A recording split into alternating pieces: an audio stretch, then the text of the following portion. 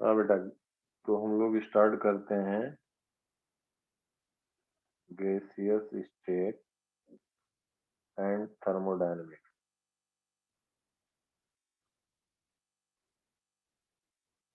देखो, आज gaseous state की जो बात करेंगे इस पे एक क्वेश्चन रहेगा मेंस में।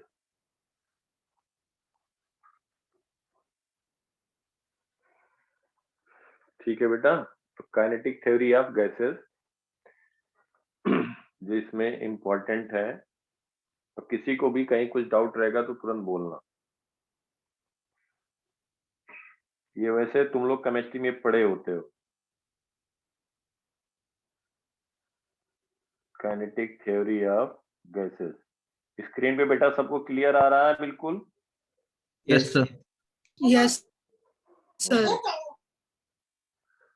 तो इसमें बेटा अगर किसी चैम्बर में हम कंसीडर करें कि कोई गैस है, टू द पॉइंट, जैसे अगर किसी चैम्बर के अंदर गैस है, इसमें कुछ एज्यूम्शंस माना जाता है। एज्यूम्शन क्या होता है? ये मानते हैं कि distance between any two molecule is much larger than size of molecule. तो ये सब पॉइंट कहीं कहीं पे कभी स्टेटमेंट दे करके वो भी पूछ लिया जाता है। तो पूरा जानने की कोशिश करते हैं कि आप लोगों को कहाँ तक क्या पता है। तो पहला एज्यूम्शन ये मानते हैं, काइनेटिक थ्योरी ऑफ गैसेस में जैसे हम स्टार्ट कर रहे हैं, तो इसमें पहला एज्यूम्शन मानते हैं कि किन्हीं दो मॉलिक्यूल के बीच का जो डिस्टेंस होगा, that distance will be very much greater than size of molecule।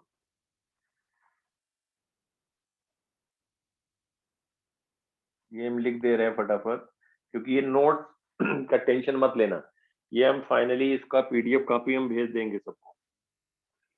तो एक बार रिवीजन भी हो जाएगा, फिर अपनी तरफ से यहाँ समझने पे पूरा ध्यान दो। Distance between two molecule is much greater than size of molecule। Size of molecule. दूसरा एज्यूम्शन कंसीडर करते हैं कि किन्हीं दो मॉलिक्यूल के बीच में जो फोर्स ऑफ इंटरेक्शन है that is negligibly small, zero. किन्हीं दो मॉलिक्यूल के बीच का फोर्स ऑफ इंटरेक्शन हम कंसीडर नहीं करते। Intermolecular forces are zero. Intermolecular forces are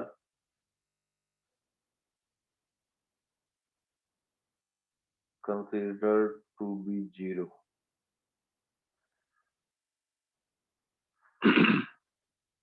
तीसरा हम कहेंगे कि यूनिफॉर्म डेंसिटी होगा throughout the chamber. Density will be uniform. Density will be uniform. Uniform distribution होगा गैस का। ठीक है बेटा? Yes sir. Yes sir. और इसमें हम कंसीडर करेंगे कि collision between any two molecule and wall of this chamber will be elastic, that means there is no loss of energy। collision between molecules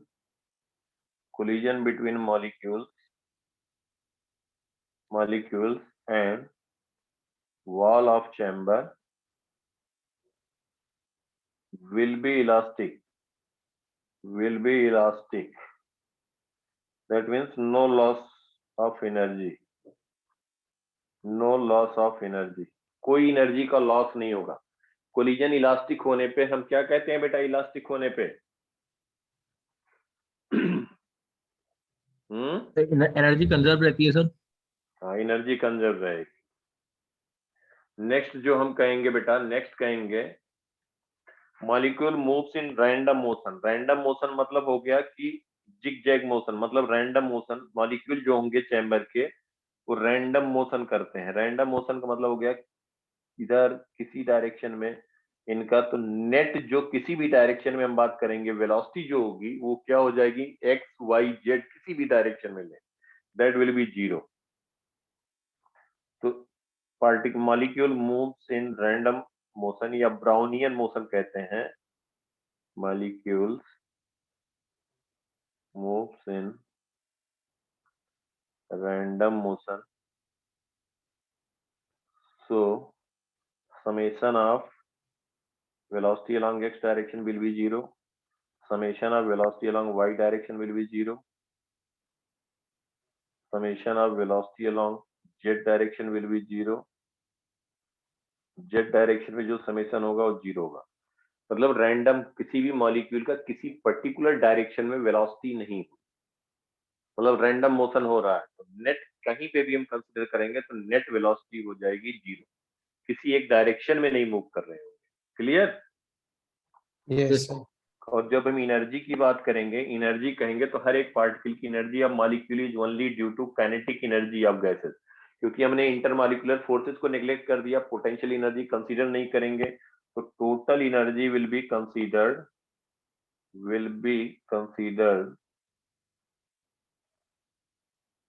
due to kinetic energy only. तो total energy जो होगी वो kinetic energy due to particle 1 plus kinetic energy due to particle 2 ऐसे kinetic energy due to nth particle. Summation होगा total energy kinetic की होगी और उनका हम कहेंगे जो टोटल सम होगा वो समेशन ऑफ ऑल पार्टिकल का जो काइनेटिक एनर्जी होगा। Potential energy we are not going to consider. Okay, ये इतना एज्यूमशन मानते हैं, तब आइडियल गैस इक्वेशन हम अप्लाई करते हैं, PV is equal to nRT। Clear बात यहाँ तक? यस यहाँ देखो root mean square potential velocity. Energy क्यों नहीं मानेंगे? हाँ बेटा, पोटेंशियल एनर्जी क्यों नहीं कंसिडर्ड होगी टोटल एनर्जी में? पोटेंशियल इसलिए नहीं करते बेटा कि इनका जो मॉलिक्यूल का यहाँ पे डिस्टेंस है, देखो पार्टिकल का जो इनका डिस्टेंस मॉलिक्यूल के बीच का that is much greater than compare to dimension of each particle. तो जब भी दो Okay, पार्टिकल होंगे, जैसे पढ़ा होगा, दो पार्टिकल होंगे उनके बीच का अगर डिस्टेंस बहुत ज्यादा हो जाए, तो पोटेंशियल एनर्जी क्या हो जाएगी? 0। Okay sir. ठीक है, तो ये हम यहाँ पे ये एज्यूमशन मान करके हम आगे की बात प्रोसीड करते हैं। और ये हम अब यहाँ पे कहें कि अगर जैसे कोई भी, अगर हम एक कंटेनर की बात करें तो कोई भी पार्टिकल है, कोई पार्टिकल यहाँ पे हिट कर रहा है, गैस पार्टिकल, फिर इधर मूव किया, दूसरा पार्टिकल यहाँ पे वॉल पे इधर फोर्स लगाया, फिर इधर मूव किया, इनिशियली इसका डायरेक्शन इधर था। तो जो ये पर्टिकुलर यहाँ पे फोर्स लगा रहे होंगे, कोई भी गैसियस मॉलिक्यूल अगर फोर्स लगा रहा है, उसके कारण फोर्स पर यूनिट एरिया क्या हम कहेंगे? प्रेशर। अब वो प्रेशर का हम यहाँ पे डिराइव तो नहीं कर रहे हैं क्योंकि डेरिवेशन वगैरह ये सब तुम लोगों ने केमिस्ट्री में किया है और जरूरत भी नहीं है, पड़ेगी तो बता दूंगा। ये जो होता है प्रेशर जो एक्सर्टेड बाय गैसियस मॉलिक्यूल, अगर हम बात करें इन ए चैम्बर, जो प्रेशर होगा वो क्या होता है बेटा? किसी को मालूम है? 1/3 m0n U upon square v into VRMS whole square. VRMS क्या कहते हैं? Root mean square. VRMS क्या कहते हैं बेटा? Root mean square value. Root mean square क्या होता है? VRMS root mean square value. एक पार्टिकल की वेलोसिटी हम कहें V1 स्क्वायर, V1 है, दूसरे की V2 है, तीसरे की V3 है, तो n पार्टिकल अगर है तो n पार्टिकल का स्क्वायर उसका मीन, टोटल मीन कहते हैं। टोटल का अगर हम अंडर रूट ले लें तो क्या कह देंगे बेटा? उसी को VRMS root mean square. VRMS का मतलब हो गया स्क्वायर का मीन। n पार्टिकल है, उनकी जो वेलोसिटी है, रैंडम वेलोसिटी है, उनका मीन ले लें, n से डिवाइड कर दिया तो स्क्वायर का मीन आ गया, टोटल का under root, that is VRMS। VRMS को कहते हैं रूट मीन स्क्वायर। ओके, तो जो प्रेशर ये गैस पार्टिकल मॉलिक्यूल जो वॉल पे प्रेशर एक्सर्ट करते हैं वो वैल्यू होती है 1/3 m0 capital N by V into VRMS square. तो VRMS तो यहां से कैलकुलेट होता है। m0 क्या हुआ बेटा? मास ऑफ ईच मॉलिक्यूल,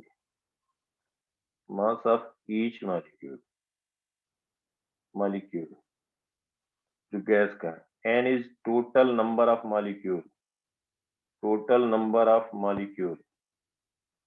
अब मुझे एक चीज बताओ कि अगर हम यहाँ पे कहें कि m0 small m0 into capital N, इसकी वैल्यू क्या होगी? तो क्या कहोगे?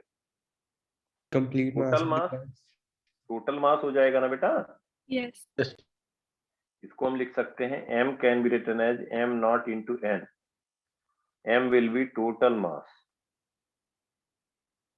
Total mass of gas, gaseous molecule. Molecule का मास होगा. v क्या होगा? वॉल्यूम. ठीक है बेटा, इसको देखो हम फर्स्ट लिख रहे हैं, ध्यान देना. अब यहीं से इंपॉर्टेंट बातें शुरू होती हैं जिसपे क्वेश्चन तुम्हारे एक जरूर रहता है. अब ध्यान देना यहाँ पे फर्स्ट, फ्रॉम फर्स्ट हम यहाँ पे कह रहे हैं, इसको हम कह रहे हैं फर्स्ट. अभी क्वेश्चन में डिस्कस करेंगे, सब आसान आसान. फ्रॉम फर्स्ट, इसको हम कह सकते हैं since PV is equal to NRT. यहाँ पे हम लिख सकते हैं since ideal gas equation PV is equal to NRT. यहाँ पे बेटा एक चीज ध्यान देना, ये तुम्हें केमिस्ट्री में, फिजिक्स में, हर जगह पे इंपॉर्टेंट पॉइंट यहाँ पे डिस्कस करने जा रहा हूँ कि यहीं पे नोट कर लो. अगर प्रेशर कभी एटमॉस्फेयर में दिया हो, atmospheric pressure, P in atmosphere, P in atmospheric pressure कभी दे दिया जाता 2 atmospheric pressure, 5 atmospheric pressure, V दे दिया जाए volume in litre, volume in litre, और टेम्परेचर T, कैपिटल T है, that is absolute temperature, that is in Kelvin, obviously Kelvin. तो हम यहाँ पे n नंबर ऑफ मोल है, n नंबर ऑफ मोल. तो हम गैस कांस्टेंट R की वैल्यू क्या लिखते हैं? 1/12. 1/12. हाँ, 1/12 या 0.082. बिल्कुल सही बात है. इसकी यूनिट क्या हो जाएगी? That is 1/12. बिल्कुल सही कहा. ये बेटा इसकी वैल्यू क्या हो जाएगी R की, मतलब ये जो वैल्यू आई इसका यूनिट क्या हो जाएगा? देखो, एटमॉस्फेयर लीटर, एटमॉस्फेरिक लीटर पर मोल, Kelvin per mole. पर मोल पर केल्विन. ये समझ में आया बेटा सबको? Yes, sir. Yes, sir. कहीं पे भी अगर ये दिया है, P दिया है एटमॉस्फेयर में, वॉल्यूम दिया लीटर में, और नंबर ऑफ मोल दिया है, नंबर ऑफ मोल दिया है, ये मोल नंबर ऑफ मोल है, और T है एब्सोल्यूट टेम्परेचर केल्विन में, तो R की वैल्यू हम 0.082 रखते हैं. अगर इसी में हम कहें if P is in newton is, ये जनरली तुम केमिस्ट्री में यूज करते होगे, कहीं फिजिक्स में भी आ गया तो कर सकते हो. हमारी बात समझ रहे हो अच्छे से? Yes. Yes, sir. अगर हम कह दें P is in newton, is in newton per metre square, V is in metre cube volume, N is number of mole, and T is in Kelvin, तब हम यहाँ पे R की वैल्यू लिखते हैं, R की वैल्यू लिखते हैं 8.21. अब ये देखो, newton per metre square into metre cube, तो न्यूटन मीटर क्या हो गया? जूल हो गया. समझ पा रहे हो बेटा? Yes, sir. जूल पर मोल पर केल्विन. तब हम R की वैल्यू ये लिखते हैं, तब R की वैल्यू ये लेते हैं. जब लीटर इसमें रहेगा तो R की वैल्यू ये कंसीडर करेंगे, नहीं तो R की वैल्यू फिर ये रख देते हैं. तो ये हमेशा ध्यान रखना, नहीं तो कैलकुलेशन अननेसेसरी का ज्यादा हो जाएगा. 0.082 को 1/12 भी लिख सकते हो. चलिए, अब हम यहाँ बात कर रहे थे फ्रॉम फर्स्ट प्रेशर P है, P is equal to 1/3 m naught. m naught is mass of each molecule in gaseous state, small m naught. ये समझ में आ रहा है बेटा सबको? Yes, sir. Yes, sir. और सी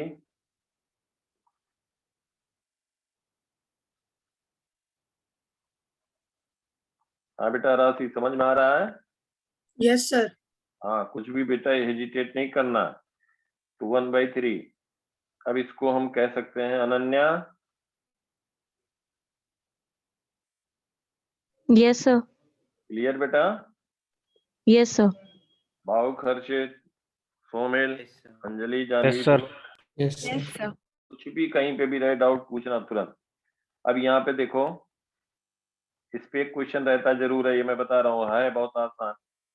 तो हमने लिखा है m naught n upon v into VRMS whole square, ये प्रेशर लिखा। अब यहाँ पे हम कह सकते हैं PV is equal to nRT from ideal gas equation, nRT। अब देखो यहाँ PV, n को लिख सकते हैं number of mole, mass m upon molecular weight into RT, इसको लिख सकते हो P into capital M is equal to small m upon V। Small m upon V को क्या लिख सकते हो बेटा? Density. डेंसिटी। इसको फर्स्ट कह दें, इसको सेकंड कह दें। देखो तो यहाँ पे डेंसिटी, तो इसको हम कह सकते हैं PM molecular weight into rho RT, second को कह सकते हैं इस फॉर्म में।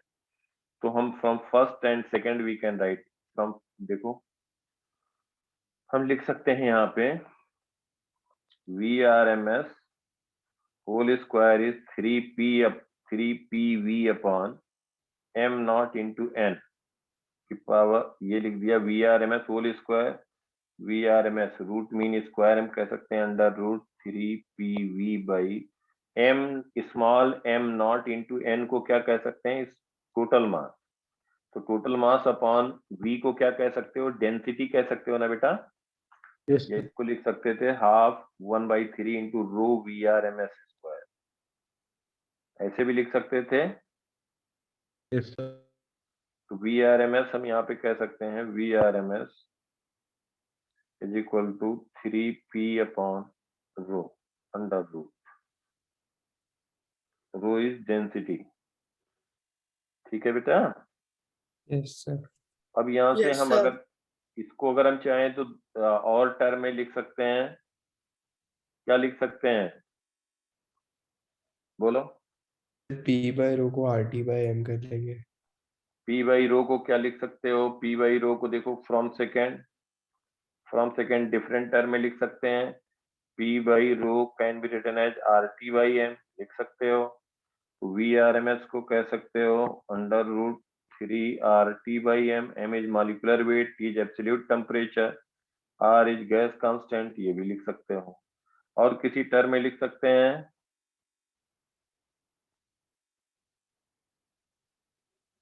लिख सकते हैं। देखो M को क्या कह दिया गया, इसको लिख सकते हो VRMS, ध्यान देना बेटा, under root 3RT। Capital M को क्या कह सकते हो? स्मॉल m नॉट, मतलब मास of each molecule into number of molecule, लिख सकते हो ना? Yes, sir. Yes. तो VRMS कह सकते हो, VRMS कह सकते हो under root 3 upon 3 by m naught into R by N। R by N को क्या लिखते हो? A. Boltzmann A, constant. Boltzmann constant, इसको लिखते हैं Boltzmann constant, constant. Excuse me, sir. हाँ बेटा। सर वहाँ पर कैपिटल M मॉलिक्यूलर मास था ना?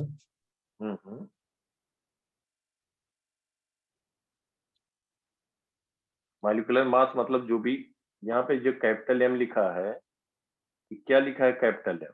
Molecular mass. Yes, तो sir. मॉलिक्यूलर मास वही तो आएगा m naught into n, number of mole into number of molecule. कैसे आएंगे बेटा? Small m upon capital M into, अगर नंबर ऑफ मॉलिक्यूल पूछा जाए तो small m upon capital M number of mole into Avogadro number, sorry ये होगा n not. n not क्या होगा? Avogadro's number.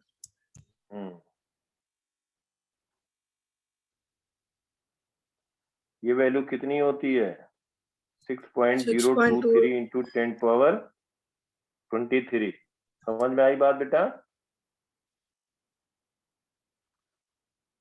Hello, Sir, M Yes, not sir. इसको क्या कह दोगे? Boltzmann constant. इसका मतलब VRMS किस किस टर्म में लिख सकते हो? बोलो। अंडर रूट, बोलो 3P बाई रो ये बेटा एकदम टिप पे होना चाहिए। 3p by rho that is equal to under root, बोलो 3RT RT by M.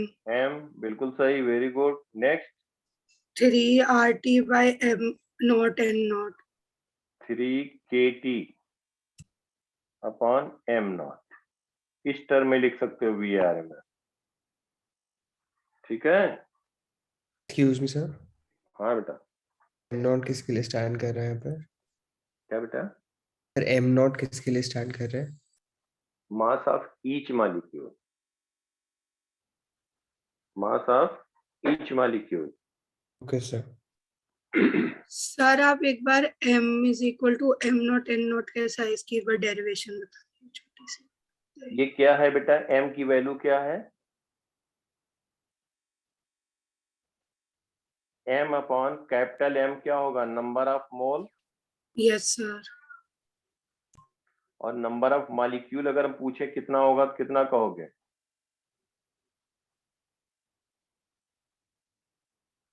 m by capital M into Avogadro number, यही तो आएगा ना बेटा? Yes sir. यस बोलो। तो नंबर ऑफ मॉलिक्यूल आ जाएगा small m upon capital M into Avogadro number, या Na लिखें या इसको n नॉट लिखते हैं, ठीक है। Yes sir. तो स्मॉल m इंटू क्या लिख सकते हो? Avogadro number upon small m into Avogadro number that is equal to number of molecule into capital M लिख सकते हो ना? यस। बोलो। Na को हम n नॉट लिख दिए बेटा, समझ में आ रही बात? Yes sir. यस। अब एक यहाँ पे टर्म आता है बेटा, डिग्री ऑफ फ्रीडम। ये एक इम्पोर्टेंट आपका आ गया कि जो VRMS वगैरह रिलेटेड रहेगा प्रेशर से, डेंसिटी से, कभी एब्सोल्यूट टेम्परेचर दिया, मॉलिक्यूलर वेट दिया, या बोल्ट्जमैन कांस्टेंट दिया, एब्सोल्यूट टेम्परेचर दिया, और मास ऑफ ईच मॉलिक्यूल दिया। क्लियर? Yes sir. नेक्स्ट बेटा, नेक्स्ट लिखो। नेक्स्ट क्या कहोगे? Average kinetic energy of sir, gaseous molecule. हाँ, बोल्ट्जमैन कांस्टेंट हर गैस के लिए अलग होती है या एक ही नहीं कांस्टेंट नहीं, वैल्यू होती है? कांस्टेंट होता है बेटा, कांस्टेंट होता है। ये k की वैल्यू जो होगी R बाई Na होता है, R upon Na, that is gas constant upon Avogadro number, ठीक है। ये कांस्टेंट होता है। गैस कांस्टेंट की वैल्यू अभी ओके। बताया था, एटमॉस्फेरिक लीटर में बताया। अगर ये एटमॉस्फेरिक लीटर में रखोगे एवोगाड्रो नंबर तो 6.023 इंटू 10⁻23 होगा। उसी के अकॉर्डिंग इसकी यूनिट आएगी। आर की वैल्यू 8.21 रखेंगे तो इसका फिर उसी के अकॉर्डिंग यूनिट चेंज हो जाएगी। समझ गए बेटा? Yes sir. Yes sir. अब लिखो average kinetic energy of gaseous molecule. Average kinetic energy क्या लिखोगे? एवरेज काइनेटिक एनर्जी, वैसे ये सब पढ़ा होगा, नहीं पढ़ा है? वैसे मैं पूछ रहा हूँ बेटा। सर 3/2 kT होता है हैं? Sir, 3/2 kT। Average kinetic energy of gaseous molecule, gaseous molecule बता रहे हैं। Average kinetic energy of gaseous molecule. देखो बेटा, ये बताओ कि कितने लोगों ने डिग्री ऑफ फ्रीडम नाम सुना है? नहीं सुना तब भी बताओ, कोई बात नहीं। सर सुना है। सर नाम सुना है पर पता नहीं है क्या होता है, ये नहीं। नहीं पता। क्या होता है बेटा डिग्री ऑफ फ्रीडम? देखो देखो, डिग्री ऑफ फ्रीडम पहले देखो। डिग्री ऑफ फ्रीडम ध्यान से समझो बेटा सब। इसको स्मॉल f से डिनोट करते हैं। ये होता है that is number of independent motion of gaseous molecule due to which it has energy. Number of independent motion of gaseous molecule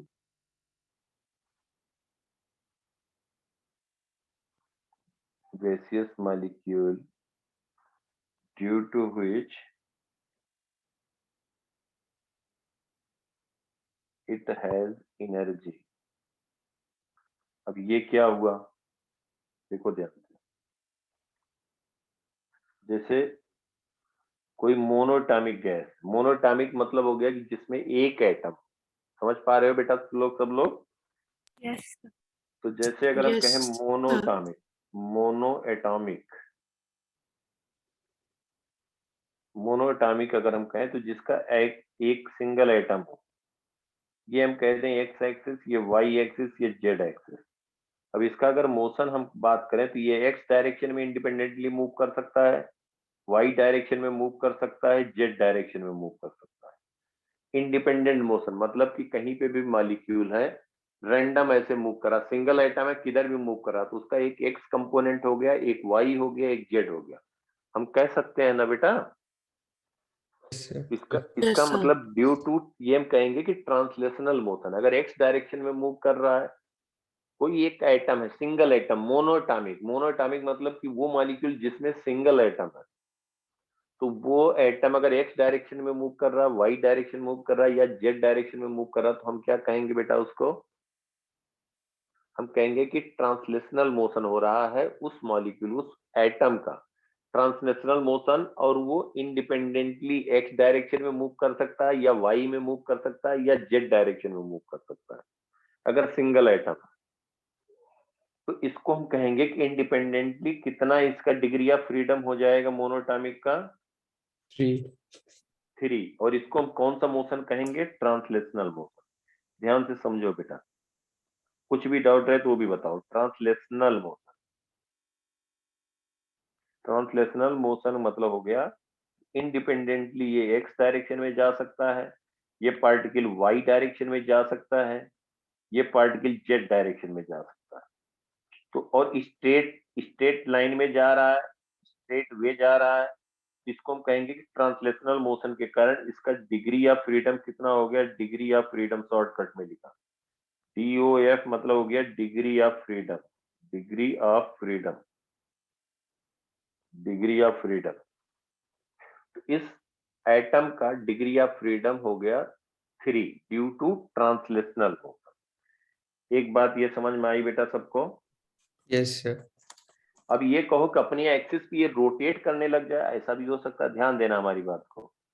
ये अगर अपने एक्सिस पे रोटेट करने लग जाए, मतलब ये तो इसकी काइनेटिक एनर्जी हुई, ट्रांसलेशनल मोशन के कारण इंडिपेंडेंटली 3 डायरेक्शन में ट्रांसलेशनल मोशन करेगा, उसके कारण इसकी काइनेटिक एनर्जी होगी। समझ पा रहे हो बेटा?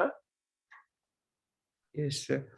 इसको हम कहेंगे Yes. कि इसका ट्रांसलेशनल मोशन है 3, डिग्री ऑफ फ्रीडम कितनी हो गई? 3। 3 अगर ये, अब देखो यहीं पे जो हमने रेड से दिखाया है, ध्यान समझो बेटा, अगर ये अपने एक्सिस के अबाउट रोटेट करने लग जाए, अगर अपने एक्सिस के अबाउट ये रोटेट करने लग जाए, ऐसे रोटेट करने लग जाए, या वाई एक्सिस के अबाउट रोटेट करने लग जाए, या जेड एक्सिस के अबाउट रोटेट करने लग जाए, जरा ध्यान से समझना, जेड एक्सिस क्लॉकवाइज या एंटी क्लॉकवाइज, तो इसका जो रेडियस होता है वो 10⁻⁻15 मीटर के ऑर्डर में होता है, 10⁻⁻15 मीटर के ऑर्डर में होता है। तो अगर इसका मास भी बहुत कम होगा तो 2/5 mr², सॉलिड स्फीयर कंसीडर करो, उसका मोमेंट ऑफ इनर्शिया क्या होता है? अगर अपने वो एक्सिस के अबाउट, डायमीटर के अबाउट रोटेट कर रहा है तो 2/5 mr² होता है। समझ पा रहे हो बेटा? Yes yes sir. सर। तो r की वैल्यू 10⁻⁻15 में होगी। अगर ये रोटेट करेगा अपने एक्सिस के अबाउट, इसका मोमेंट ऑफ इनर्शिया बहुत कम हो जाएगा। r 10⁻⁻15 है, स्क्वायर करेंगे तो 10⁻30 हो गया, मास तो बहुत कम है, तो that cannot be considered as a rotational kinetic energy for monatomic, for monatomic। तो हम कहेंगे मोनोटॉमिक के लिए क्या कहेंगे? केवल और केवल क्या कहेंगे बेटा? ट्रांसलेशन केवल ट्रांसलेशनल, ट्रांजिशनल मोशन है। ट्रांसलेशनल मोशन है, उसके कारण इसके पास एनर्जी हो सकती है, और ट्रांसलेशनल मोशन 3 डायरेक्शन में इंडिपेंडेंटली कर सकता है। तो मोनोटॉमिक का डिग्री ऑफ फ्रीडम कितना कहोगी? Degree of freedom independent motion that is 3। Clear यहाँ तक की बात सबको? Yes, sir. ये हम कहेंगे 2 बाई लिख देते हैं यहाँ पे mr², that is tending toward 0, r is near about 10⁻⁻15 metre order. इसको हम कंसीडर नहीं करेंगे, नहीं तो हम कहते हैं हाफ I ω², हम लिख देते हैं रोटेशनल काइनेटिक एनर्जी, लिख देते हैं ना। Yes, sir. Yes, sir. तो ये जो है टेंडिंग टूवर्ड 0 हो गया, इसलिए इसको कंसीडर नहीं करेंगे। अब हम बात करें जैसे ये ट्रांसलेशनल मोशन, दूसरा देखो हम सेकंड कह रहे हैं डायटोमिक के लिए, ध्यान देना, डायटोमिक के लिए अगर हम बात करें, कुछ नहीं समझ आ रहा, देखो बेटा डायटोमिक है, इसका मतलब कि वो मॉलिक्यूल जिसमें कितने एटम हैं, दो एटम। अब देखो यहाँ पे हम ये समझाने के लिए इतना बड़ा बना दिए, 2 एटम। अब हम इसको कह रहे हैं कुछ नहीं, देखो कितना आसान है, x है, ये y है, और ये हम एक z एक्सिस कह रहे हैं, तो इसको कह रहे हैं x एक्सिस। अब एक तो एज इट इज, जैसे यही पेन हो गया, इसके 2 एंड पे देखो, इनके बीच का डिस्टेंस अब ज्यादा है, 2 एंड पे, इसके दोनों एंड पे मॉलिक्यूल है। यहाँ तक समझ में आ रहा है सबको? Yes, sir. Yes. अब देखो ध्यान से बेटा, ये पॉइंट एक x डायरेक्शन में जाए, एज इट इज जाए x डायरेक्शन में, एक y डायरेक्शन में जाए, एक z डायरेक्शन में जाए, तो ट्रांसलेशनल मोशन हुआ ना, एज इट इज जा रहा है। तो Yes. तीन तो इसके इंडिपेंडेंट मोशन हो गए, कौन से? ट्रांसलेशन। Translation. ट्रांसलेशनल, हम कहेंगे ट्रांसलेशनल मोशन हो गए इस 3 इंडिपेंडेंट मोशन। अब एक बात देखो यहाँ पे, अगर ये एक्स एक्सिस के अबाउट, जरा सब लोग ध्यान देना, एक्स एक्सिस के अबाउट अगर इसको रोटेट कराएं, एक्स एक्सिस के अबाउट इसको रोटेट कराएं, तो इसका मोमेंट ऑफ इनर्शिया क्या हो जाएगा बताओ, बोलो। ऐसे एक्स एक्सिस के अबाउट अगर रोटेट कराएं, ऐसे रोटेट कर रहा है, तो बेटा वही हो गया जैसे एक सिंगल स्फीयर रोटेट कर रहा है ना अपने एक्सिस के अबाउट, बोलो। अभी तो समझाया ना बेटा। Yes. 4/5 mr²।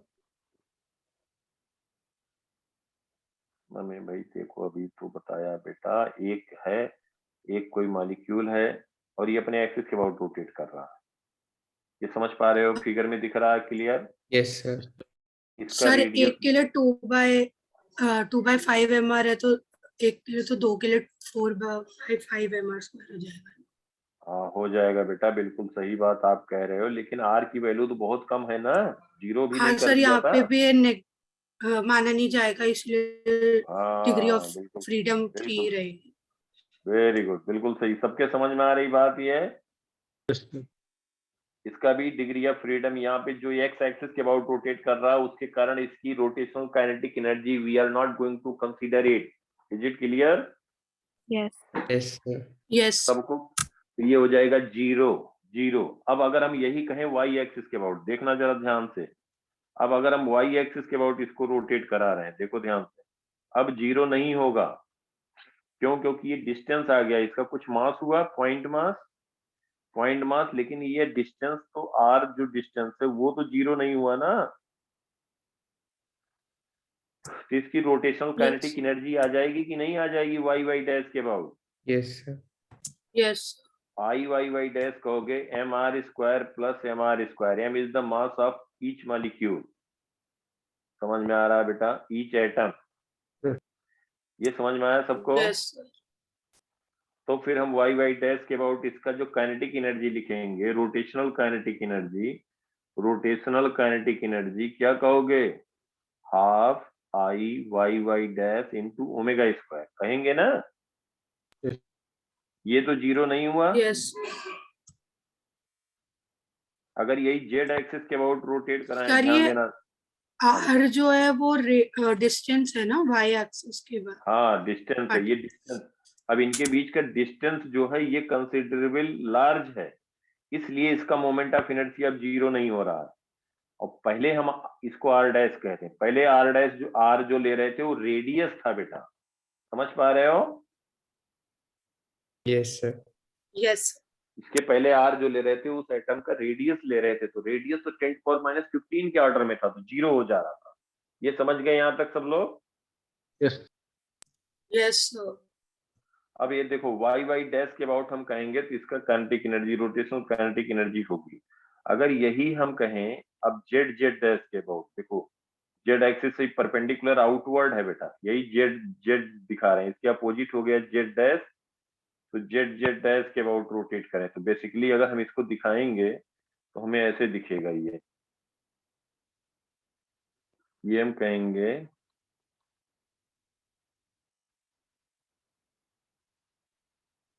इसको रोटेट करा दें ऐसे, इसके अबाउट रोटेट कराएंगे। समझ में आ रही बात बेटा? Yes, ऐसे sir. रोटेट करने लग जाएगा तो इसको हम कहेंगे आई जेड जेड डैश। तो जेड जेड डैश के अबाउट भी इसकी रोटेशनल काइनेटिक एनर्जी जीरो नहीं होगी कि होगी? नहीं होगी सर। नहीं होगी। समझ में आ रहा है बेटा सबको? Yes. Yes. M R dash square कितना हो जाएगा? 2m r dash square I Z Z dash, ये भी जीरो नहीं हुआ तो इसका भी हम रोटेशनल काइनेटिक एनर्जी कंसीडर करेंगे। Rotational kinetic energy, rotational kinetic energy क्या हो जाएगा? Half I Z Z dash square into omega square, and that is also not zero. तो इसका मतलब कि जो डायटोमिक होगा उसका हम कहेंगे ट्रांसलेशनल मोशन के कारण तीन एनर्जी, ट्रांसलेशनल मोशन के इंडिपेंडेंट मोशन है तो तीन हुआ ट्रांसलेशनल मोशन के कारण डिग्री ऑफ फ्रीडम, रोटेशन के कारण कितने हुए डिग्री ऑफ फ्रीडम? 3. 2. हैं? 2. 2। तो टोटल कितने हुए? 5. 5. 5। तो हम कहेंगे डायटोमिक के लिए, for diatomic molecule degree of freedom will be 5। इसको लिख सकते हो 3 due to translational plus 2 due to rotational. ये समझ में आया सबको? Yes. अब पॉलीएटॉमिक अगर हम कहें, पॉलीएटॉमिक जिसमें 2 से ज्यादा एटम है, बोलो बेटा पॉलीएटॉमिक की बात किया जाए तो उसका डिग्री ऑफ फ्रीडम कितना हो जाएगा? बोलो जल्दी से। 6. 6. फॉर पॉलीएटॉमिक हम कहें तो more than 2 atom, molecule having more than 2 atom, तो हम कह सकते हैं तो जो एक जीरो हो रहा था वो भी जीरो नहीं होगा। समझ में आया सबको? बोलो बेटा, Yes. सबके समझ में आ रही बात? Yes. अब पॉलीएटॉमिक हो गया, देख सर लो। वो 0 कैसे नहीं होगा वो? अब 3 एटम हो गए, देखो जीरो नहीं ऐसे हो गए। अब यहाँ पे हम कह दें कि ये देखो ध्यान से बेटा, इसको हम ले लें एक्स एक्सिस, इसको कह दें वाई एक्सिस, यहाँ पे ले लिया जाए एक्स एक्सिस और इसको कह दिया जाए जेड एक्सिस। अब जब एक्स एक्स डैश के अबाउट ये रोटेट करेगा, एक्स एक्स डैश के अबाउट रोटेट करेगा, तीन दोनों का जीरो होगा, फर्स्ट और सर सेकंड वो जीरो होगा, उसका लेकिन होगा ऊपर थर्ड का वाले का। होगा। हाँ बिल्कुल सही बात, थर्ड का होगा। वाई वाई डैश के अबाउट रोटेट करेंगे तो इसका जीरो हो जाएगा, थर्ड वाले का जीरो हो जाएगा, फर्स्ट और सेकंड का नहीं जीरो होगा। समझ पा रहे हो बेटा? यस।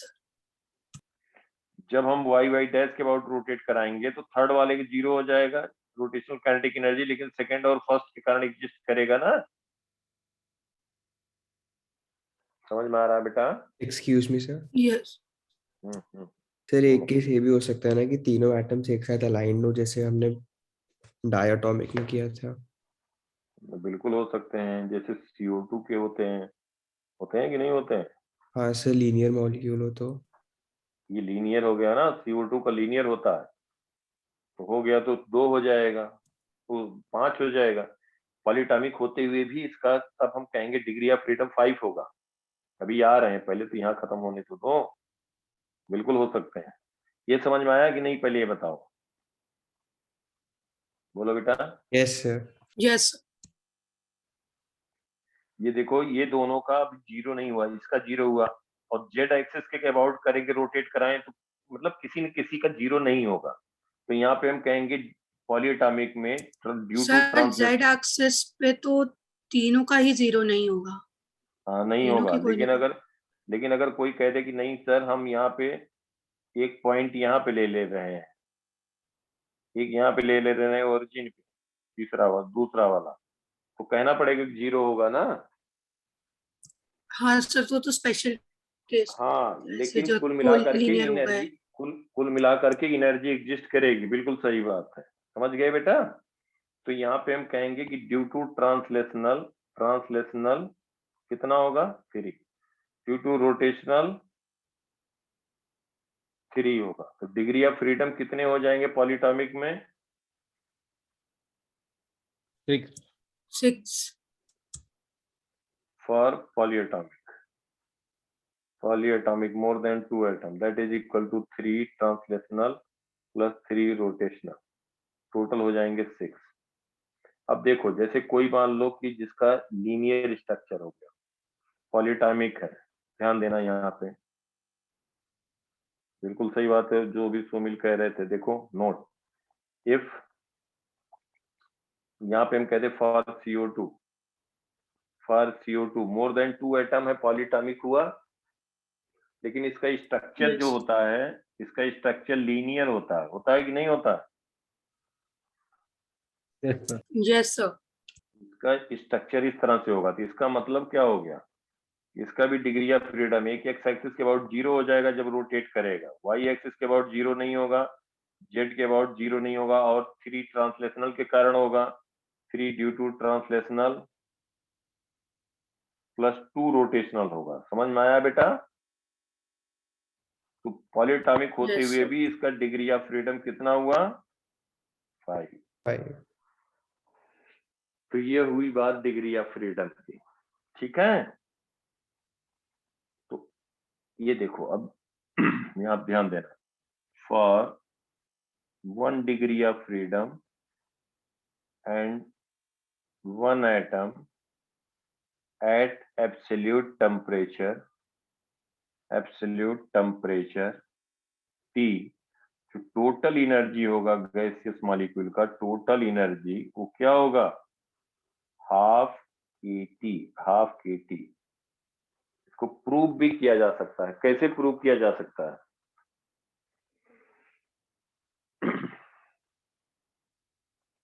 ये देखो इंपॉर्टेंट पॉइंट यहाँ से, ये कहां से आ गया?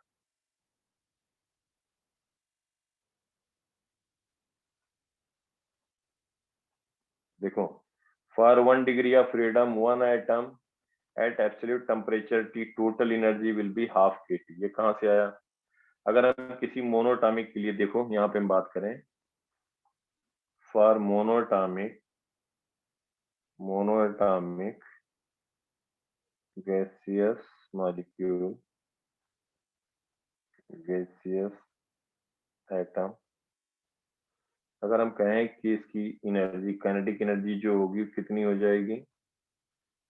1/2 m0। क्या है बेटा? एक मॉलिक्यूल Mass का of मास है, one part. Mass of 1 particle into VRMS whole square, एक पार्टिकल का हम यही तो कहेंगे काइनेटिक एनर्जी। Yes Yes. किसके लिए कह रहे हैं? मोनोटॉमिक गैसेस के लिए। मोनोटॉमिक गैसेस जिसका डिग्री ऑफ फ्रीडम कितना होगा बेटा? 3। VRMS को क्या लिख सकते हैं? अब हमने यहाँ पे VRMS देखो लिखा हुआ डिफरेंट टर्म है। VRMS कौन सा लिखना है? यहाँ पे कोई भी वैल्यू लिख सकते हैं, ध्यान देना यहाँ पे, √3 kT/m0 लिख सकते हैं ना? Yes sir. VRMS है तो VRMS स्क्वायर 3 kT/m0 हो गया, 3 kT/m0 हो गया। देखो तो यहाँ पे लिखेंगे half m0 into 3 kT/m0, cancel हो गया, कितना आया? 3/2 kT। कितना इंटरेस्टिंग रिजल्ट आया। ये क्या आया? यहाँ से क्या कह सकते हो? क्या आया? एनर्जी, किसकी एनर्जी आई? मोनोटॉमिक गैस Monoatomic का, gas. मोनोटॉमिक गैस का जिसका एब्सोल्यूट टेम्परेचर T है। इसका मतलब K तो कांस्टेंट है, K is Boltzmann constant, R/N, N0 Avogadro number. यहाँ पे हम कहेंगे kinetic energy is directly proportional to absolute temperature. जितना टेम्परेचर ज्यादा होगा काइनेटिक एनर्जी उतनी ही ज्यादा होगी, बाकी पे डिपेंड कहाँ कर रहा, नहीं कर रहा है ना, समझ में आई बात? Yes, sir. Yes, sir. ये किसकी एनर्जी हमने लिखा है? gaseous molecule. Monoatomic, monoatomic gaseous atom जिसका डिग्री ऑफ फ्रीडम कितना है? 3. 3. 3। तो एक जिसका डिग्री ऑफ फ्रीडम होगा उसकी एनर्जी कितनी होगी? 1/2 kT. 1/2 kT. हाँ, फॉर 1 डिग्री ऑफ फ्रीडम, ये देखो, for 1 degree of freedom 1 atom at absolute temperature T, half kT लिख सकते हो ना? 1 degree of Yes, sir. Freedom for 1 atom at absolute temperature T is equal to half kT। अगर हम यही कहें बेटा यहाँ पे k का मतलब R by N हो गया, that can be written as half R upon NA, N naught that is T, N naught is Avogadro number। अगर हम कहें कि 1 मोल के लिए कितना होगा? N naught से मल्टीप्लाई हो जाएगा 1 मोल के लिए, बोलो। Yes, sir. Yes, sir. For 1 degree of freedom 1 mole at absolute temperature T, at absolute temperature T तो कहोगे half RT, N naught से मल्टीप्लाई हो जाएगा। For N mole 1 degree of freedom, N mole at temperature T क्या लिखोगे? half nRT। NR. अगर अब हम कह दें कि इन जनरल, ध्यान देना, इन जनरल कोई भी गैस है जिसका डिग्री ऑफ फ्रीडम F है, डिग्री ऑफ फ्रीडम F है, नंबर ऑफ मोल N है, एब्सोल्यूट टेम्परेचर T है, एब्सोल्यूट टेम्परेचर T है, total energy that is kinetic energy will be equal to NFRT/2। Clear बेटा? Yes. Yes, sir. सबको clear यहाँ तक की बात? Yes, sir. Yes, sir. देख लो एक बार, कहीं पे किसी कुछ डाउट है तो बोलो, क्योंकि इसी के अकॉर्डिंग क्वेश्चन ऐसे आते हैं, उसमें कहीं पे कुछ पूछ लिया जाता है तो जब ये चीजें क्लियर नहीं रहती तो वहीं गड़बड़ हो जाती है। समझ गए? क्लियर बेटा? Yes, sir. देख लो कहीं पे भी कुछ डाउट किसी को कुछ है तो बोलो। यहाँ तक सब कुछ क्लियर, एब्सोल्युटली एकदम बिल्कुल अच्छे से क्लियर होना चाहिए। बोल्ट्जमैन कांस्टेंट की वैल्यू भी लिख लो, क्या लिखोगे? के की वैल्यू वैसे लर्न करने की जरूरत नहीं, लेकिन याद करना तो लिख लो 1.38 into 10 to the power minus 23 joule per molecule per degree kelvin, per molecule per degree kelvin.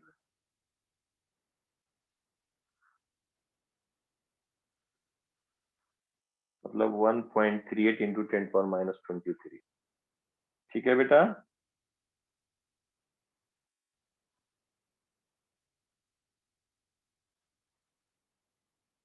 Yes. 1.38 into 10 power minus 23।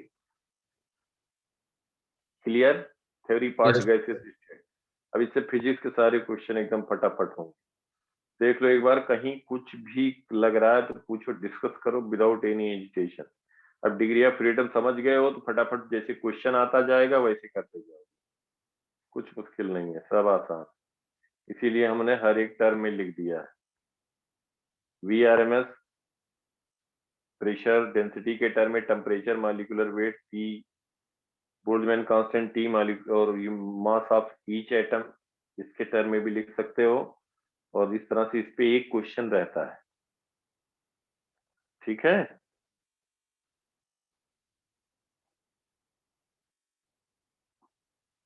किसी को कहीं डाउट कुछ बेटा? नहीं डाउट? No, sir.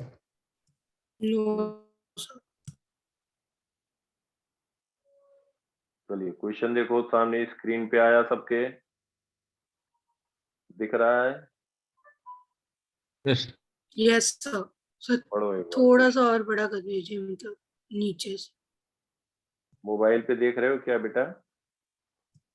नहीं सर, लैपटॉप पे है, वो अब थोड़ा देखो, छोटा सा दिख रहा अब देखो पढ़ने में आ रहा है कि नहीं? है सर। क्योंकि इससे ज्यादा करने पे सर फिर दिक्कत होगी। ठीक है सर, ट्राई कर। हाँ देखो, एक बार पढ़ो क्वेश्चन सब लोग, 1 मिनट टाइम दो।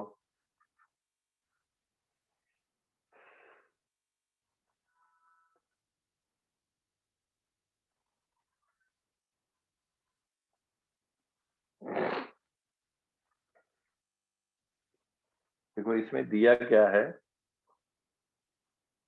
हम बनाते जा रहे हैं। जैसे देखो क्या दिया, ये vessel A with a capacity V1, it contains gas at a pressure of P1. It contains gas at a pressure P1, 2 atmosphere है, and a vessel B with a capacity of V2, 4 liter, contains the same gas at a pressure of 1 atmosphere. Temperature is 0 degree in A and 27 degree in B. What will be the pressure in the vessel if they are connected by a tube? What will be the pressure in the vessel if they are connected by tube? देखो बेटा, एक यहाँ पे दिया है, इसका volume V1 3 litre है, और एक दूसरा है जिसका वॉल्यूम है 4 लीटर। V1 दिया है, चलो V1 के टर्म में लिख देते हैं। ये V2 दिया, ध्यान देना, और यहाँ पे प्रेशर P1 दिया है, इसमें प्रेशर P2 दिया है, इसमें टेम्परेचर T1 दिया है, इसमें टेम्परेचर T2 दिया है, एब्सोल्यूट टेम्परेचर। ठीक है बेटा, सब लोग ध्यान दो अभी जाते।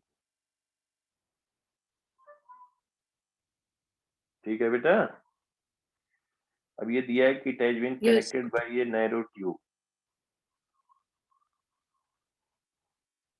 पहले क्या था, इसका वॉल्यूम V1 है, इसका वॉल्यूम V1 है, V1 वॉल्यूम, और इसका वॉल्यूम V2 है, प्रेशर P2, टेम्परेचर T2, और दोनों को हमने कनेक्ट कर दिया नैरो ट्यूब से। नैरो ट्यूब से मतलब हो गया कि इसका वॉल्यूम कंसीडर नहीं करेंगे, फाइनल प्रेशर पूछ लिया गया।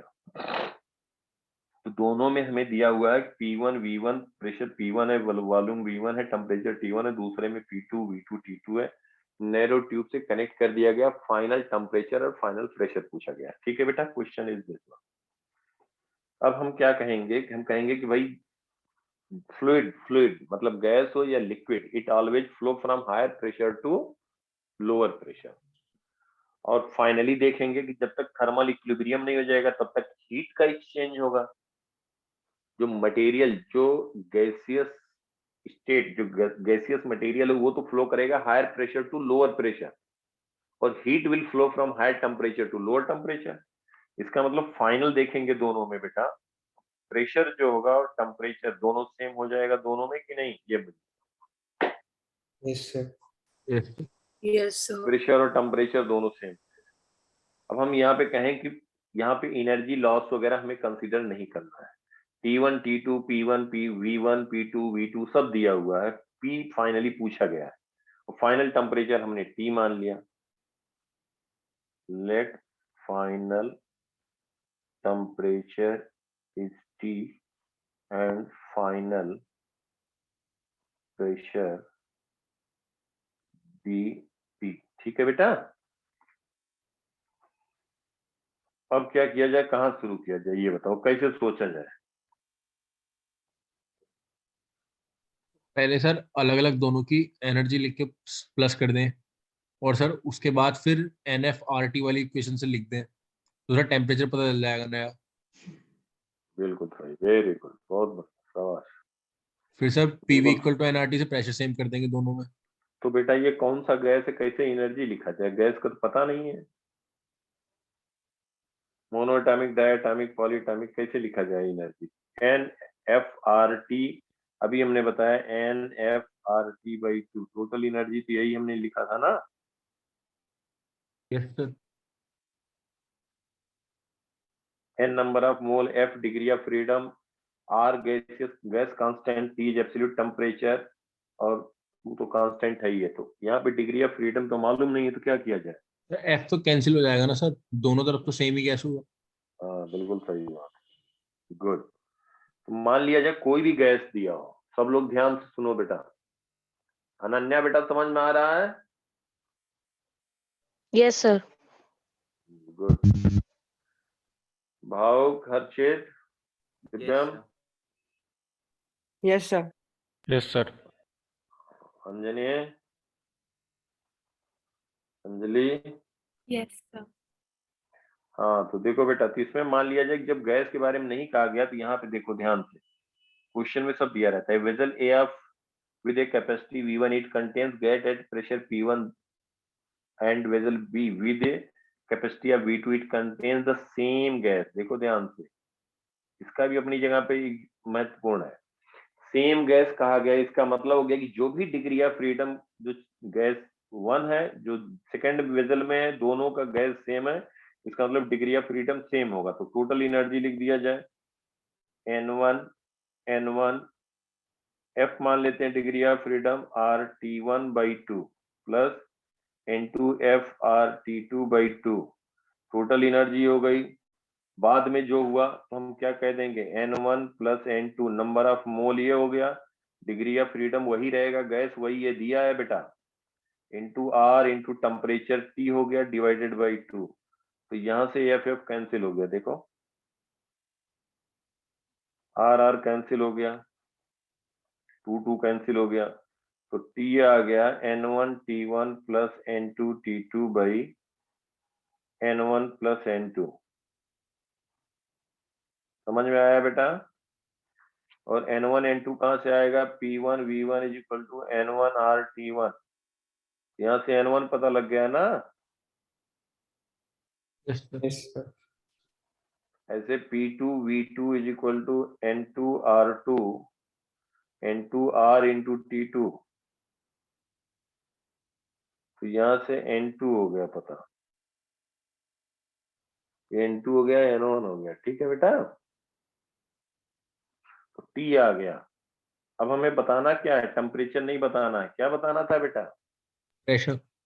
प्रेशर बताना था। तो कैसे लिखा जाए, नंबर ऑफ मोल को कांस्टेंट कर दें। देखो N1 प्लस N2, ध्यान देना, जो इसमें number of mole of gas है N1, ये number of mole of gas है N2, तो इन दोनों का जब गैस इधर से उधर या इधर से इधर जाए, तो जितना number of mole of gas है, मास कंजर्वेशन हम कह सकते हैं, दैट विल रिमेन कंजर्व, रहेगा कि नहीं बेटा? Yes sir. तो हम कह सकते हैं N1 plus N2 is equal to, N1 क्या लिख सकते हो, दैट इज, बाद में क्या हो जाएगा, हम यहाँ पे कह सकते हैं टोटल, दोनों को फिर कंसीडर कर लें एक, तो वॉल्यूम V फाइनल हो गया V1 plus V2, P final क्या हो गया P, नंबर ऑफ मोल क्या हो गया N1 plus N2। N1 plus N2, और टेम्परेचर फाइनल क्या हो गया बेटा T। P। तो आइडियल गैस इक्वेशन जब लगाओगे तो P final V final is equal to N1 plus N2 into RT, यही हुआ ना बेटा?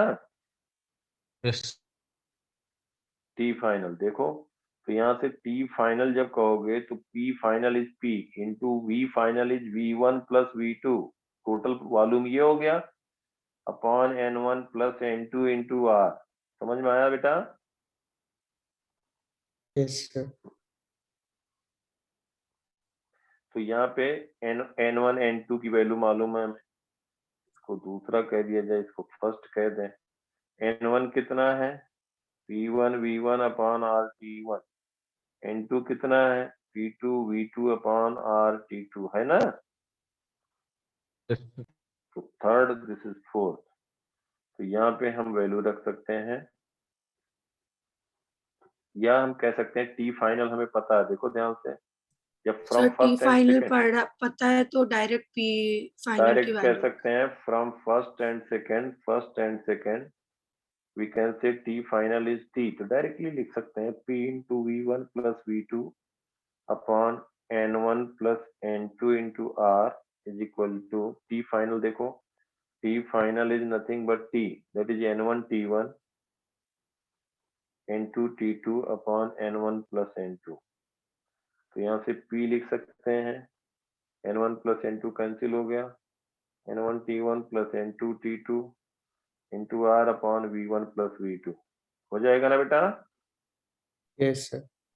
लिख लो, जो क्वेश्चन हमने Yes, दिया है sir. इसमें P की वैल्यू आ जाएगी, अपने आप क्वेश्चन करके मैच कराना, ये नहीं कि जो हमने कर दिया वहीं छोड़ दिया। 1.43 एटमॉस्फेरिक प्रेशर, ये आएगा आंसर, अपने आप करना। डन? समझ में आया सबको? Yes, sir. 1.43 ये हम चलो दे देंगे, सबको भेज देंगे। नेक्स्ट देखो, सब आसान है, कुछ नहीं मुश्किल लगता है।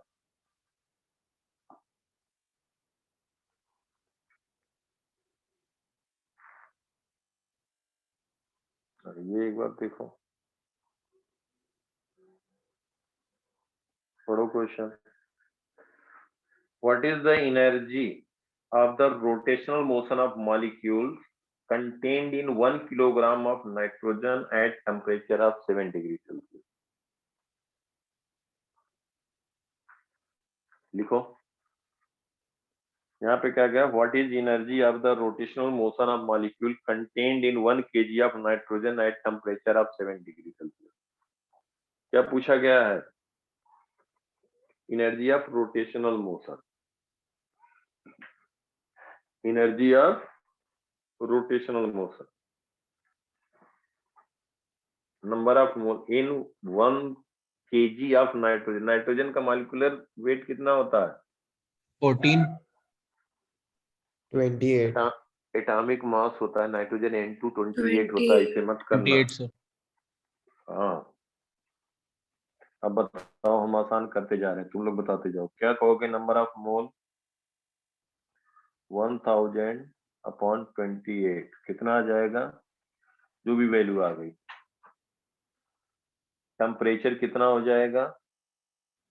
273 प्लस 7 डिग्री 280 केल्विन। टेम्परेचर आ गया, नंबर ऑफ मोल आ गया। अब बताओ, ये बताओ नाइट्रोजन कौन सा है? मोनोएटॉमिक है, डायटॉमिक है, पॉलीएटॉमिक है? डायटॉमिक। हाँ, बस सब पता है। For nitrogen degree of freedom is 2। अब बताओ क्या लिखोगे? डिग्री ऑफ फ्रीडम 2 है, तो रोटेशनल पूछा गया है यहाँ पे। क्वेश्चन में ध्यान दो, rotational motion, what is the energy of rotational motion of molecule? Rotational motion, इसका मतलब क्या पूछा गया है? डिग्री ऑफ फ्रीडम में केवल रोटेशनल वाले जोड़ेंगे। रोटेशनल, हाँ, ड्यू टू रोटेशनल मोशन जो होगा। तो एक होता है equipartition law of energy. Equipartition पढ़ा है कि नहीं? नहीं पढ़ लो, कुछ नहीं है केमिस्ट्री में। तब क्या किया है फिर? है?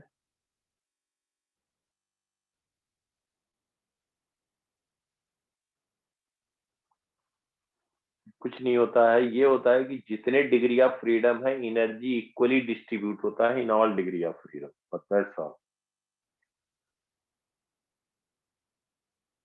Energy of gaseous molecule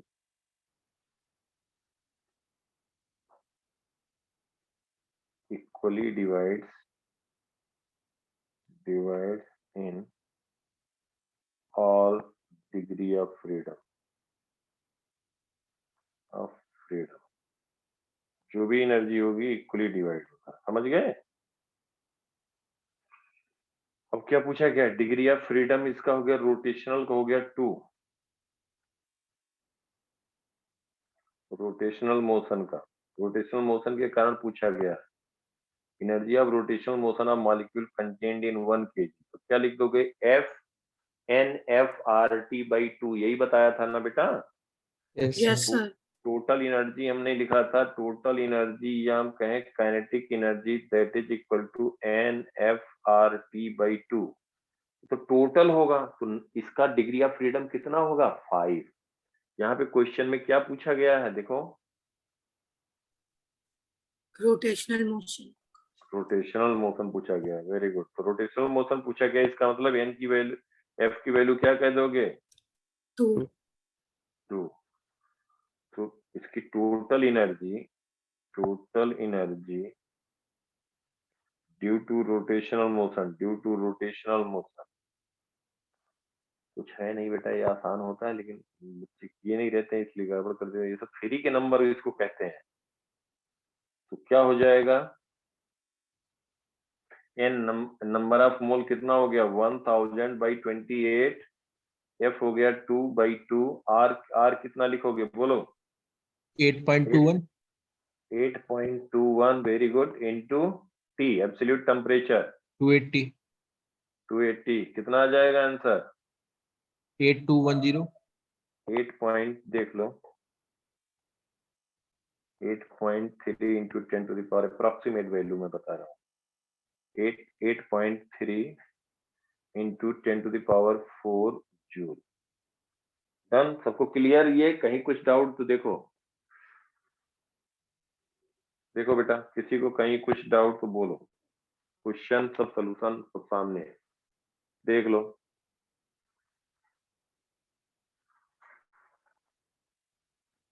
clear है? Yes sir. यार रोटेशनल पूछा था, ठीक है बेटा? अपने आप भी एक बार सब लोग करेंगे इसको अटेम्प्ट। एक क्वेश्चन मैं बता रहा हूँ, बार बार कह रहा हूँ, हमेशा एक क्वेश्चन रहता है। बताओ क्या इसमें है ऐसा? कुछ है? बस एक बार समझने की बात है, वैल्यू रखते जाओ धड़ा। 4 नंबर की बात होती है, कुछ नहीं है, सब आसान आसान। इसको तो पढ़ाते ही नहीं जनरली, लेकिन अभी ऑनलाइन में सब पढ़ा दे रहे हैं। ये सब बच्चे अपने आप करते हैं। सही कह रहा हूँ? केमिस्ट्री में तुम लोग कर चुके रहते हो।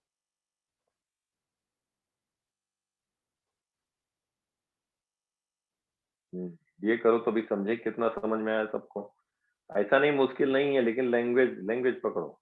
देखो क्या लिखा है, पढ़ो सब लोग। इसमें कहा गया है, an oxygen storage tank has a capacity of 0.05 metre cube. The gas pressure is 100 atmospheric at 27 degree Celsius. Determine the total kinetic energy of translational of gas. B में कहा गया the average kinetic energy of translational motion of molecule. तीसरा total kinetic energy of gas. तीनों का difference बताओ, कितने लोग समझ पा रहे हैं कि तीनों एक ही है? एक होता तो एबीसी पार्ट क्यों होता? नहीं, अलग अलग है तीनों। तीनों अलग अलग है, बिल्कुल सही बात। एक बार 1 मिनट अपने आप लिखो, चाहे गलत होगा कोई बात नहीं, हर कोई अपने आप लिखो जो समझ में आए।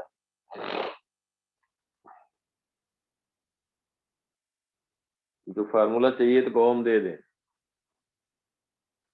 सर एवरेज का दे दीजिए। एवरेज के क्या लिखे थे?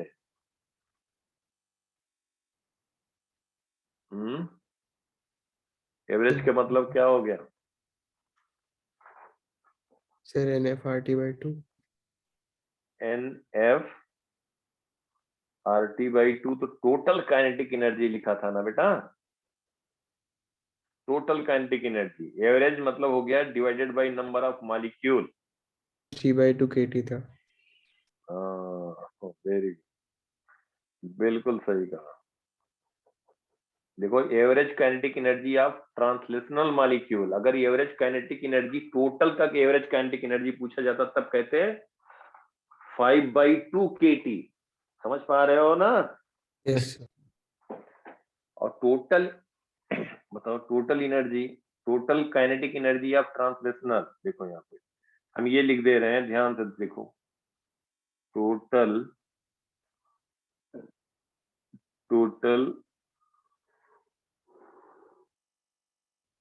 काइनेटिक एनर्जी,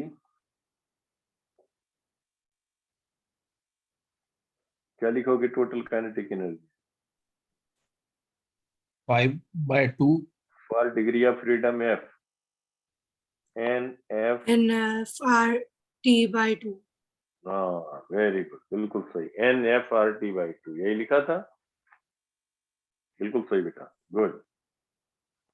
अब यहाँ पे तो पहला सर पार्ट, फर्स्ट वाले के लिए तो ट्रांजिशनल है तो 3 हो जाएगा वो। हाँ वेरी गुड वेरी गुड, बिल्कुल सही, समझ गए, समझ बेटा।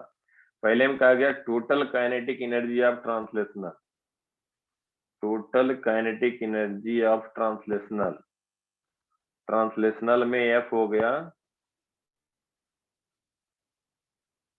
एफ क्या हो जाएगा, 3, 3 3, तो 3/2 nRT, पहले पार्ट का, ये सबको समझ में आया।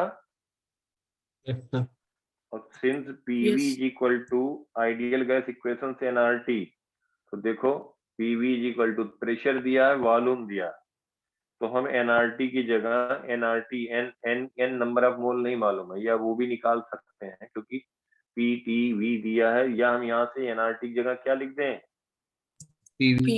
PV तो पहला पार्ट हो गया 3/2 PV, P कितना लिखोगे, 100 into प्रेशर कितना दिया है, प्रेशर कितना दिया है बेटा, 100 ATM 100 एटमॉस्फेरिक, 1 एटमॉस्फेरिक कितना होता है पता है, 1.01325 into 10 की पावर 5। शाबाश, ये होता है, या 10⁵ भी लिख के कैलकुलेट कर सकते हो। वॉल्यूम कितना दिया है, 0.05 मीटर क्यूब, तो ये वैल्यू आ जाएगी 7.5 into 10⁵ जूल। सबके समझ में आया ये पहला पार्ट, यस सर। बोलो बेटा लोग। Yes sir। हाँ, दूसरे पार्ट में कहा गया average kinetic energy, average kinetic energy क्या कह दोगे, 3/2 KT। Average kinetic energy, average kinetic energy 3/2 kT, 3/2 kT, तो 3/2 k लिख दोगे 1.38 into 10⁻⁻20 से। देखो कैलकुलेशन आसान बनाने के लिए वैल्यू लर्न रहे तो अच्छी बात है। और एब्सोल्यूट टेम्परेचर कितना दिया है, 27 डिग्री, इसको ऐड कर दो, 273, कितना हो 300। गया, 300 हो गया, ये हो गया 6.21 into 10⁻⁻21 जूल। एक बार अपने आप करके सब अटेम्प्ट करके देखना, ठीक है बेटा। सर एक बार general formula average kinetic energy का बता। बेटा जनरल फार्मूला हो जाएगा, एवरेज काइनेटिक एनर्जी क्या पूछा गया है, NFRT/2 into n is Avogadro number, average जब लिखेंगे, ठीक है बेटा। Yes sir. Yes sir. तो यहाँ पे R/n0 की जगह k लिख दिया गया और डिग्री ऑफ फ्रीडम 3 लिखा गया। क्यों लिखा गया 3? सर ट्रांजिशनल मोशन, बोलो। ट्रांसलेशनल मोशन में पूछा। ट्रांसलेशनल मोशन, तो ट्रांसलेशनल मोशन, तो ऑक्सीजन यहाँ पे कहा गया है average kinetic energy of translational, तो F की वैल्यू 3 लिख दिया, इसीलिए ट्रांसलेशनल के लिए F3 लिख दिया और R/n0 को K लिख दिया, ठीक है बेटा। Yes sir. सर फिर n कहाँ गया, n भी तो रहेगा ना। nRT की जगह PV लिख सकते हो, देखो nRT की जगह क्या लिख सकते हो, nRT की जगह क्या लिख सकते हो बेटा, PV। PV, ये PV की वैल्यू रख दोगे वही रिजल्ट आएगा। देखो इसको लिख दो, इसकी जगह पे सर वो लिख दो, यहाँ तो है, बोलो बोलो, हाँ बेटा। हाँ सर, इसमें जैसे आपने जो जनरल फॉर्मूला लिखा वो NFRT/2 n0 है। हाँ, और जो हम अभी n कैसे लिखोगे, PV is equal to nRT, n लिखोगे PV/RT, प्रेशर मालूम, वॉल्यूम मालूम है, टेम्परेचर मालूम है, तो उसके टर्म में लिखना पड़ेगा ना n बेटा। कोई नहीं, देखो यस n नहीं by सर, 2, जैसे इस क्वेश्चन में तो आपने 3/2 KT लिख दिया, वो कैसे? यहीं से आया, यहीं से आया, यही वैल्यू रख दो। n by 2 into f लिखा, देखो yes sir. f by 2 nRT upon n not, इसको लिख दिया 1 by 2 f by n not. nRT को क्या लिख सकते हो, PV लिख सकते हैं ना बेटा, तो भी डिराइव किया गया था। यस। फिर f की वैल्यू 3 लिख देंगे, तो 3 by 2, यही तो लिखेंगे ना बेटा। Yes sir. और पीवी को क्या लिखा गया, लिख सकते हैं हम लोग, प्रेशर दिया है, वॉल्यूम दिया है, वही आ जाएगा।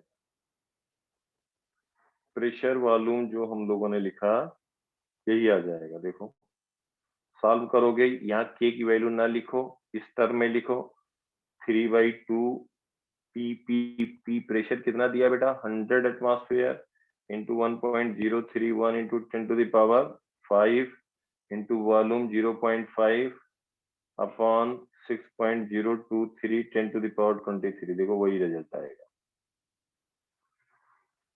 ठीक है, यस सर। यही रिजल्ट आएगा। नहीं आ रहा है, हाँ। आ रहे हैं सर।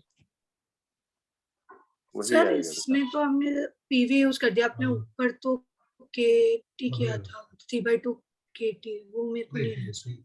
अच्छा, वो आप ये कैसे कैसे form- 3/2 KT कैसे आएगा? हाँ सर, ये फॉर्मूला नहीं आता। 3/2 KT कैसे आएगा? एवरेज काइनेटिक एनर्जी तो अभी हम एनबी तो आना चाहिए था ना उसमें, फिर अगर जनरल बेटा? फॉर्मूला से कर रहे हैं।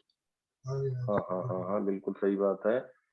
R/N हो गया K, और और NF की सर फिर जगह एक, हाँ 3 आ गया और n तो रहेगा ना, तो 3/2 NKT होगा।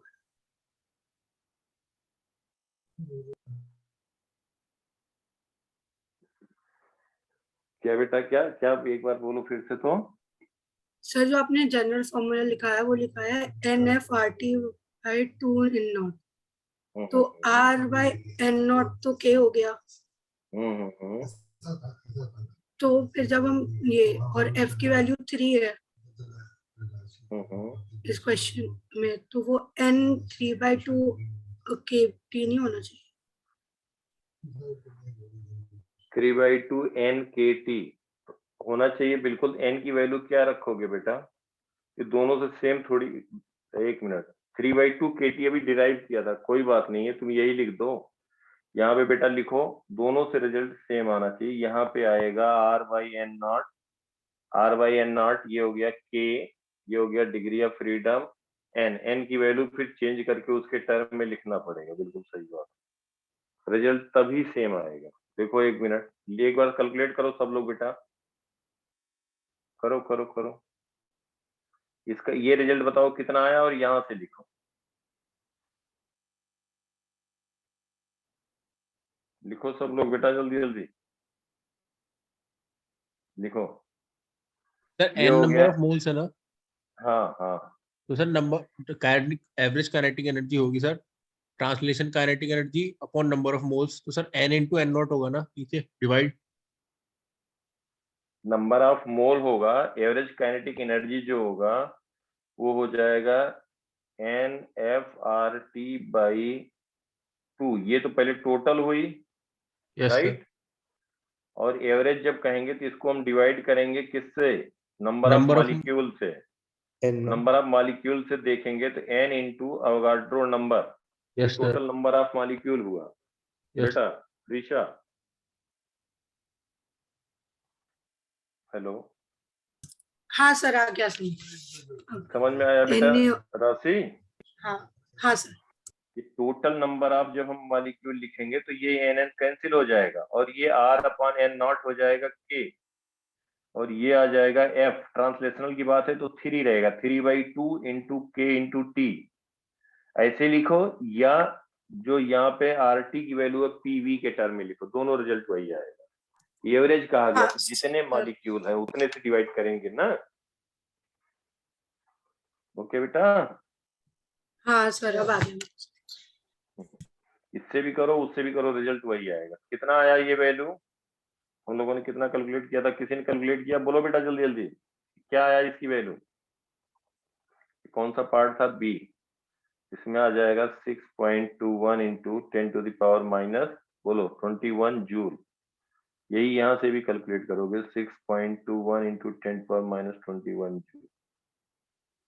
Okay, Yes. थर्ड पार्ट क्या है? देख लो बेटा, कहीं कुछ है डाउट? बोलो, देखो एक बार, कहीं पे भी कुछ लग रहा है तो जो बात हुआ उसी बस वैल्यू पुट करना। देख लिया बेटा? देखो कहीं पे Yes, भी sir. कुछ लग रहा है डाउट किसी को भी, किसी दो पार्ट में। ये total kinetic energy of translational motion पहला पूछा गया है। दूसरा average kinetic energy of translational of molecule, तो ट्रांसलेशनल की वर्ड यूज किया गया। डिग्री ऑफ फ्रीडम 3 यूज करेंगे। एवरेज तो जितने मॉलिक्यूल है तो टोटल से डिवाइड करेंगे। टोटल काइनेटिक एनर्जी क्या कहोगे? बोलो, टोटल काइनेटिक एनर्जी बोलो बेटा राशि।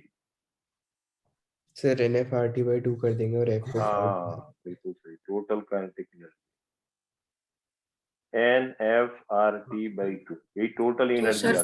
5/2 हो जाएगा। बिल्कुल सही, वेरी गुड। 5 हो जाएगा क्योंकि डिग्री ऑफ फ्रीडम ऑक्सीजन का 5 हो जाएगा, और N N N R T की NRT की जगह, जगह PV। हाँ 5/2 इंटू पी लिख दोगे 100 इंटू 10⁻5, कितना है? मतलब अप्रोक्सीमेट कह रहे हैं, चाहो तो और एक्यूरेट कर दो तो 1.013 इंटू 10⁻5 इंटू वॉल्यूम कितना दिया है बेटा? 0.05 मीटर क्यूब। ये अप्रोक्सीमेटली आ जाएगा 1.25 इंटू 10⁻6। यहाँ तक क्लियर सबको? बोलो बेटा। Yes sir. देखो देखो सब लोग,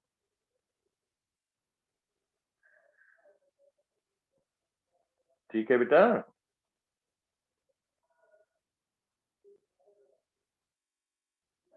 देख लो स्क्रीन के सामने है, यहाँ पे यस दिख रहा है ठीक से? Yes, sir. देखो कहीं पे भी किसी कुछ डाउट है तो बोलो, देख लो एक बार। वही है, बस इसमें rotational kinetic energy, translational, total, average, यही 3-4 चीजें हैं। एक क्वेश्चन रहता जरूर।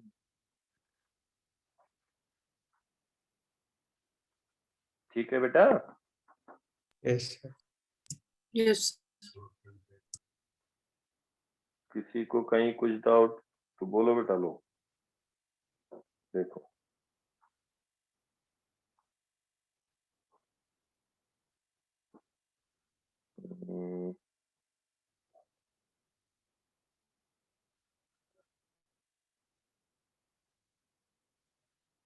देखो बेटा एक बार पढ़ो क्वेश्चन सब लोग।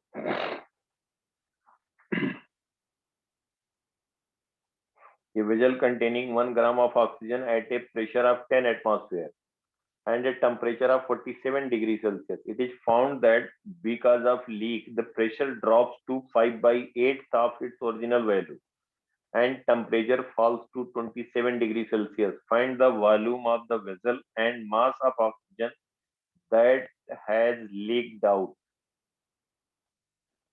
क्या कहा गया? Vessel containing 1 gram of oxygen, vessel में 1 ग्राम ऑक्सीजन है, जो भी दिया है उसको मार्क करते। Vessel containing 1 gram of oxygen at a pressure of 10 atmosphere and a temperature 47 degree. It is found that because of leak, the pressure drops to 5/8 of its original value. Temperature falls, temperature decrease कर गया. Find the volume of vessel and the mass of oxygen that has leaked out. तो पूरे process में क्या चीज constant रहेगा? Volume. Volume.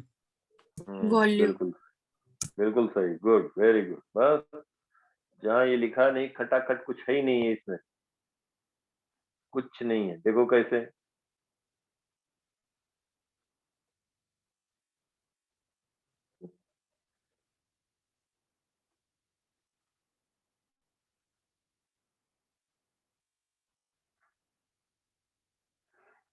देखो बेटा,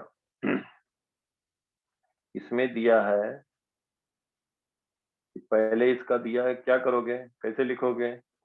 इसमें दिया 1 ग्राम ऑक्सीजन है, 1 ग्राम ऑक्सीजन है, नंबर ऑफ मोल बता सकते हो 1/32, राइट?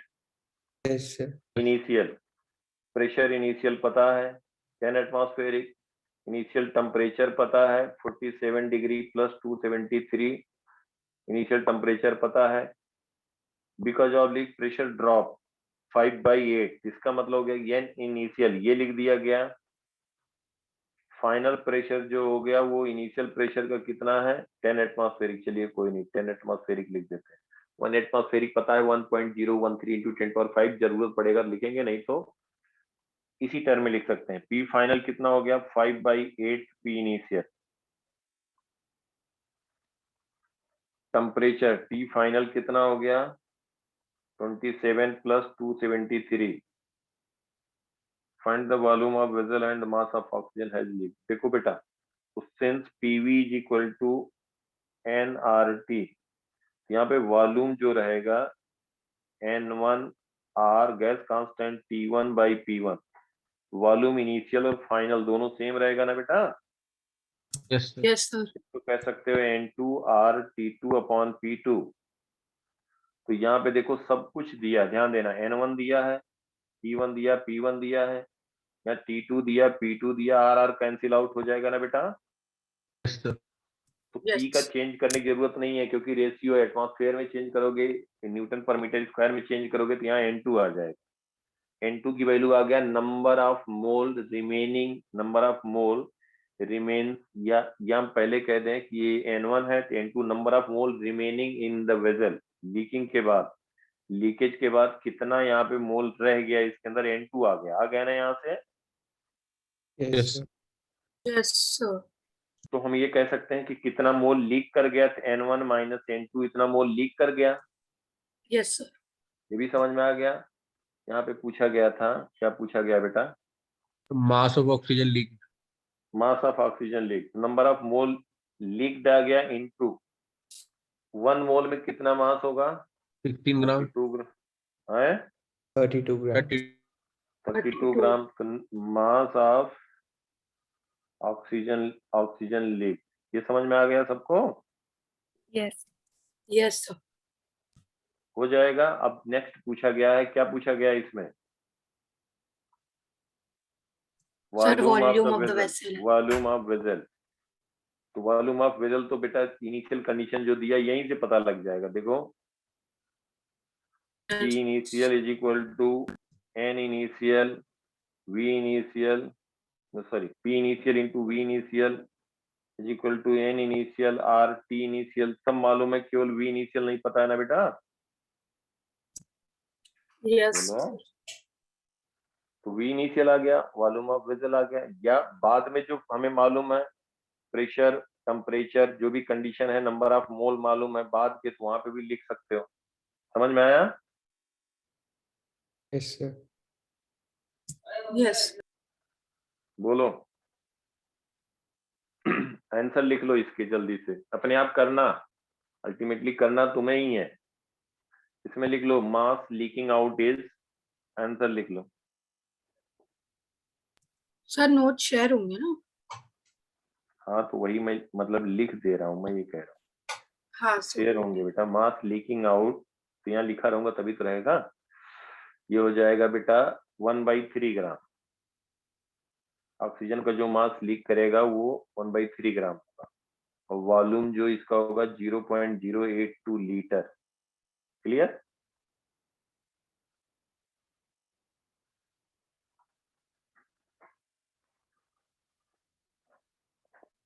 ठीक है बेटा।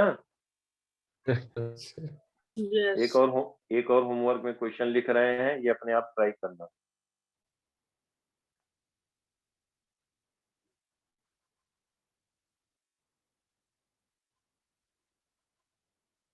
ये अपने आप ट्राई करना।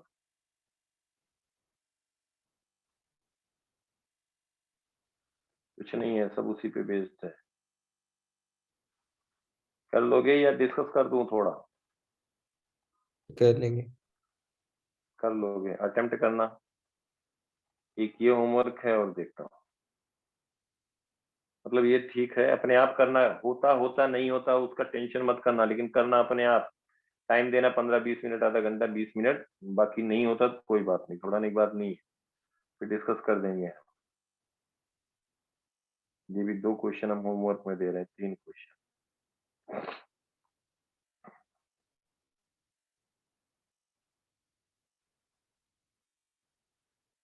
ठीक है, यस 3 क्वेश्चन हमने होमवर्क में दिया। चलिए बेटा, रिवाइज कर लेना। एक क्वेश्चन पक्का पक्का बता रहा हूँ एकदम, बिल्कुल। कोई एग्जाम दोगे ऐसा होगा नहीं जिसमें ना आएगा। जो आज की क्लास हुआ बस इतने से, इतने में ही, और जो बताया इतने से, बस बाकी कुछ नहीं। क्वेश्चन करके देखो पुराना सब, गैसियस स्टेट का। ये एक्चुअली पढ़ाते ही नहीं फिजिक्स, तो सही बात तो ये है, बच्चे अपने आप करते हैं। क्यों करते हैं? क्योंकि केमिस्ट्री किए रहते हैं। लेकिन हमने कहा नहीं, कुछ कुछ चीजें जो फिजिक्स में पूछा हुआ है उसको बता दिया जाए।